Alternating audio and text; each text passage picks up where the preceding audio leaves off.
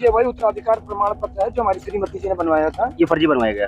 ये मुझे लगता है फर्जी ही होगा, मैं तो जिंदा ही हूँ। और 2023 में मुझे जानकारी मिली, मेरे मित्रों का फोन गया कि क्या आपको पता है आपकी श्रीमती जी इस दुनिया में नहीं है। फिर एक दिन मुझे किसी कागज में नजर पड़ा तो उसमें स्वर्गीय लिखा हुआ था। आपके नाम के आगे? हाँ, मेरे नाम के। तो मैं चौंक गया, स्वर्गीय कैसे हो गया।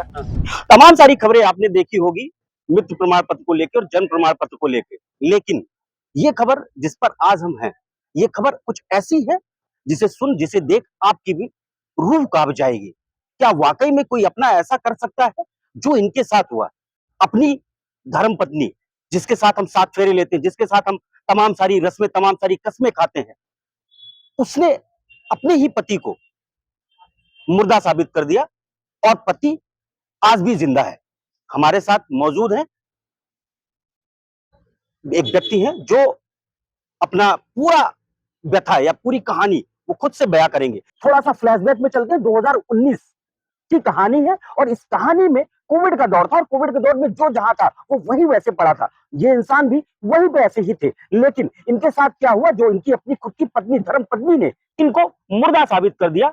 सर, आपका पूरा नाम बताइएगा। दिनेश कुमार मिश्रा। मिश्रा जी, कहाँ का आपका निवास है यहाँ पे? मैं निराला नगर रहने वाला हूँ, यही रायबरेली में। ठीक है। और 2019 में किसी कार्यवश मैं गुजरात चला गया था और वहीं कुछ रोजी रोटी के मकसद से?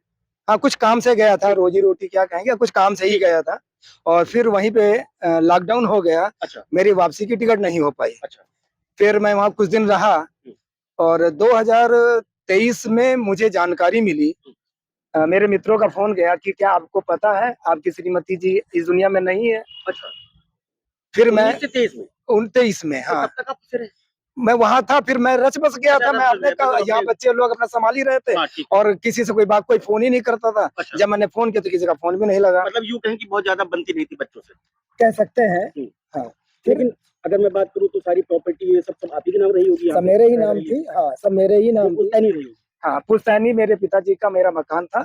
और ये आपने कुछ बनाया था? हाँ, मेरी डिग्री कॉलेज चौराहे पे दुकानें हैं जो मेरे ही नाम से, मैंने ही खरीदी थी।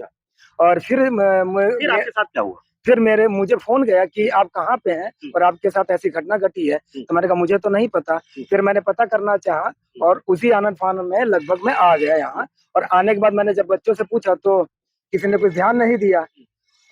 फिर एक दिन मुझे किसी कागज में नजर पड़ा तो उसमें स्वर्गीय लिखा हुआ था। आपके नाम के आगे? हाँ, मेरे नाम के। तो मैं चौंक गया, स्वर्गीय कैसे हो गया। तो फिर बच्चों ने बताया कि वो मम्मी ने आपके ट्रांसफर करवा लिया है। अच्छा। फिर मैं नगर पालिका गया, नगर पालिका में दौड़ता रहा, किसी ने कुछ बताया नहीं, इधर जाओ उधर जाओ। और करते करते फिर किसी ने बताया कि आप यहाँ जिलाधिकारी कार्यालय चले जाइए, एप्लीकेशन दे दीजिए। मैंने यहाँ पे एप्लीकेशन दे दी। 2023 से ही आप ये सब दौड़ भाग कर रहे हैं? हाँ, तभी से कि मुझे मेरे लोगों ने सलाह दी कि आप जाइए वहाँ पे, आप अगर मृत्यु हो गई है तो आप उसको प्रूफ करिए। मतलब जब तक आप बात करें तो ये जो कागज दिए हैं ये कौन से, मैं देखना चाहूंगा जरा। ये वही उत्तराधिकार प्रमाण पत्र है जो हमारी श्रीमती जी ने बनवाया था। ये फर्जी बनवाया गया? ये मुझे लगता है फर्जी ही होगा, मैं तो जिंदा ही हूँ। फर्जी ही होगा। ये कैसे बन गया?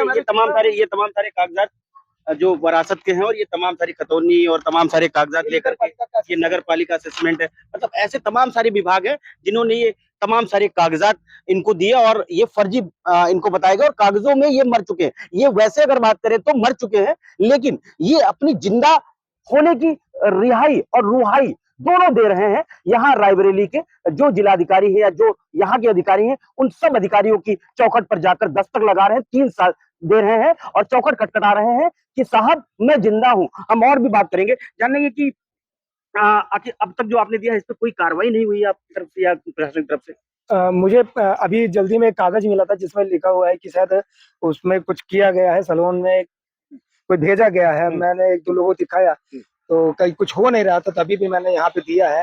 तो देखिए क्या होता है। चलिए, तो इनका जो भी है जांच की जाए और इनके इस मामले को संज्ञान लेकर के इस पे कार्रवाई की जाए। मैं इंद्रवीर सिंह, IBC 24 के लिए रायबरेली।